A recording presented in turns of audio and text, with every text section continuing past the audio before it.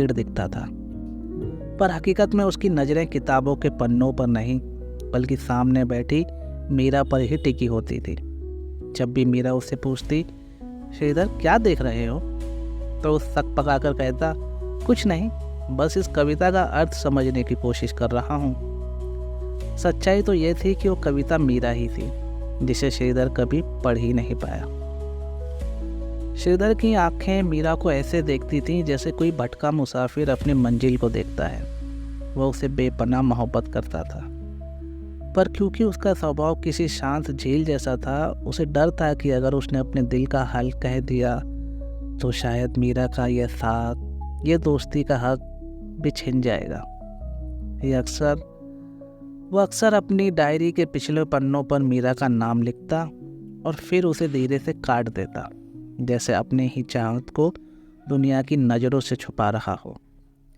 मीरा चंचल थी पर नादान नहीं। उसे बखूबी एहसास था कि श्रीधर की नज़रें उसका पीछा करती हैं। जब कभी वो अचानक सिर उठाती और श्रीधर की नज़रें उसकी नज़रों से मिलती तो श्रीधर हड़बड़ाकर अपनी किताब में मुँह छुपा लेता। मीरा धीरे से मुस्कुरा देती। वो चाहती थी कि श्रीधर बस एक बार अपनी आंखों की इस गहराई को जुबान दे दे। वो अक्सर उससे कहती, श्रीधर तुम इतने शांत क्यों रहते हो, कभी तो कुछ ऐसा कहो जो इन किताबों में न लिखा हो।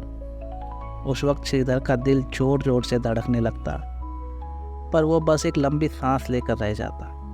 मीरा उसकी आंखों में छिपे उस सच को पढ़ लेती थी, पर वो चाहती थी कि पहल श्रीधर करे।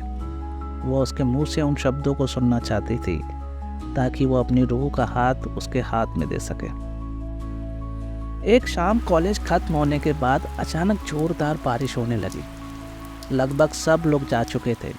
श्रीधर और मीरा कॉलेज के बरामदे में अकेले रह गए। मिट्टी की सौंधी खुशबू और गिरती बूंदों के बीच एक अजीब सा रूहानी खिंचाव था। मीरा बारिश में हाथ बढ़ाकर बूंदों को महसूस कर रही थी, कुछ मौसम की नज़ाकत और कुछ उस सर्द हवा का असर। मीरा ने मुड़कर श्रीधर की तरफ देखा। उसकी आंखों में फिर वही सवाल था कि आज भी तुम खामोश रहोगे। श्रीधर ने अपनी जेब में हाथ डाला जहां उसने एक छोटा सा कागज़ मोड़ कर रखा था। उसने काफ़ी दिनों से उस कागज़ पर अपनी मोहब्बत की पूरी दास्तान लिख रखी थी। उसने काफ़ी हिम्मत जुटाकर कदम आगे बढ़ाया। उसके होंठ काँप रहे थे, दिल में घबराहट का सैलाब उमड़ रहा था।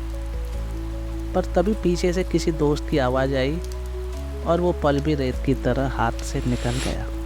श्रीधर आज भी कुछ न कह पाया। कायनात की ये कोशिश भी असफल ही रही।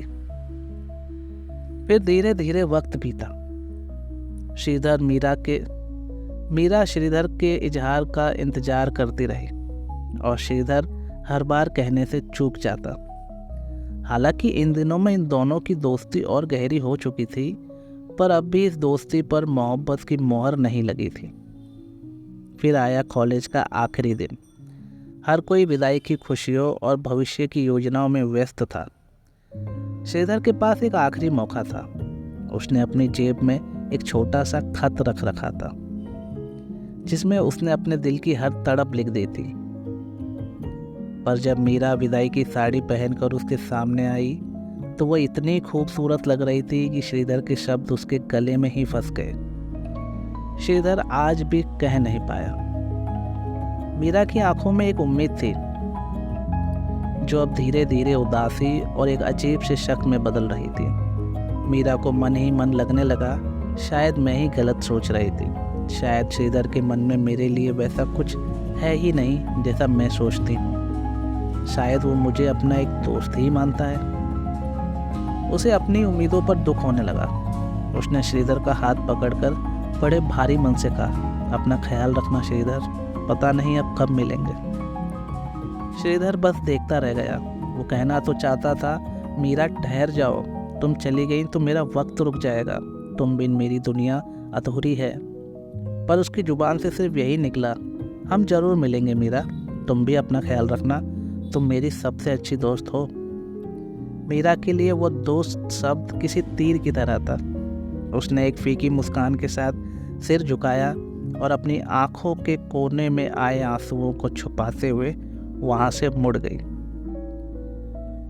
उस दिन श्रीधर ने सिर्फ अपना प्रेम ही नहीं बल्कि अपना पूरा जीवन खो दिया था। मीरा जा चुकी थी और वो अकेला बेजान सा खड़ा रहा। फिर वक्त ने करवट बदली। श्रीधर को अमेरिका की एक बड़ी कंपनी में काम मिल गया। वो 7 समंदर पार चला गया, यह सोचकर कि शायद काम की व्यस्तता मीरा की यादों को धुंधला कर देगी। पर जब मोहब्बत इतनी गहरी और सच्ची हो तो फासले उसे और गहरा कर देते हैं। 5 साल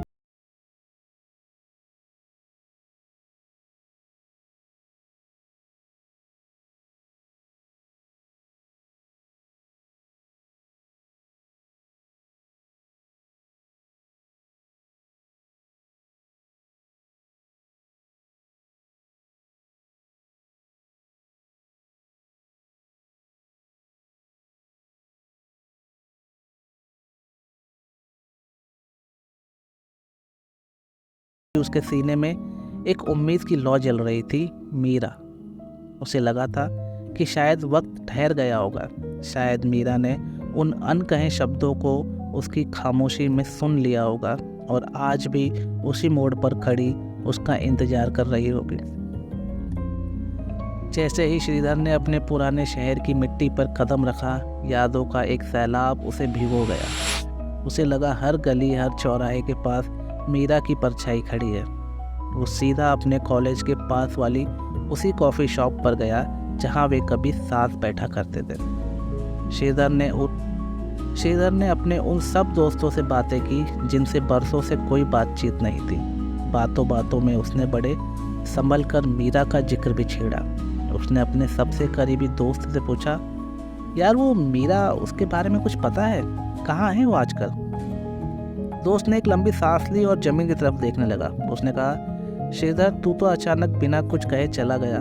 मीरा ने काफ़ी समय तक तेरा हाल चाल पूछने की कोशिश की, पर तू तो जैसे गायब ही हो गया था यार। फिर उसके बाद पता नहीं वो भी कहाँ चली गई। आजकल कांटेक्ट में नहीं है, ना ही सोशल मीडिया पर है। उसके बारे में किसी को कुछ नहीं पता।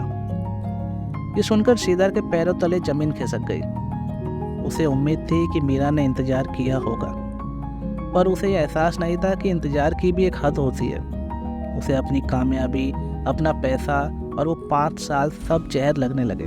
उसने सोचा, मीरा ने तो इंतजार किया होगा, पर मैंने उसे कोई उम्मीद ही नहीं दी थी। मैं उसे किस हक से ढूंढ रहा हूँ। वह उन जगहों पर गया जहाँ मीरा अक्सर जाया करती थी। उसका पुराना घर, जहाँ अब किसी और का नाम लिखा था। उसने हर उस चेहरे में मीरा को ढूंढने की कोशिश की जो उसकी तरफ से गुजरता, पर हर चेहरा अजनबी निकला।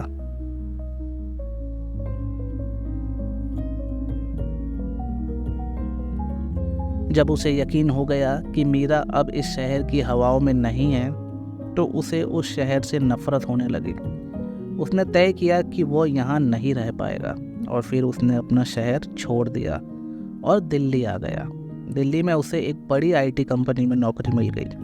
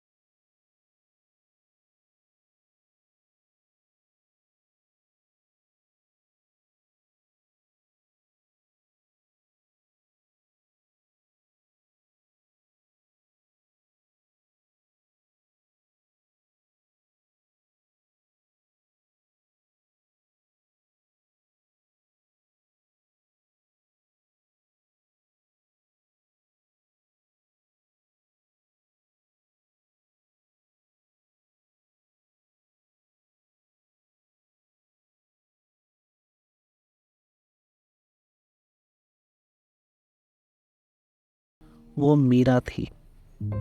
अस्पताल के उस ठंडे और सफ़ेद गलियारे में वक्त जैसे थम गया था।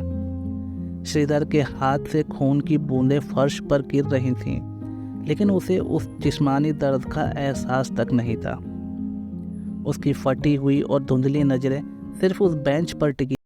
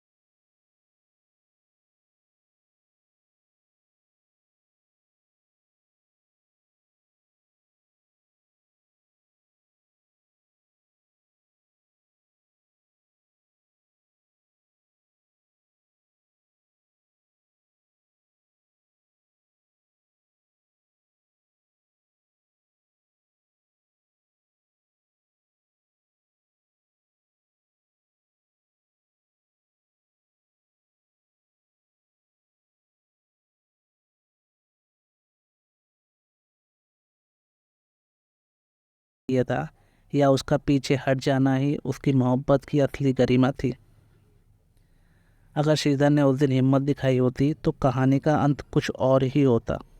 आपकी इस बारे में क्या राय है, हमें ज़रूर बताइएगा। याद रखिएगा, दिल की बात कहने में कभी देर मत कीजिए, क्योंकि वक्त कभी किसी का इंतज़ार नहीं करता। फिर मिलेंगे अगली नई कहानी में। तब तक अपनी खामोशियों को जुबान दीजिए। सुनने के लिए धन्यवाद।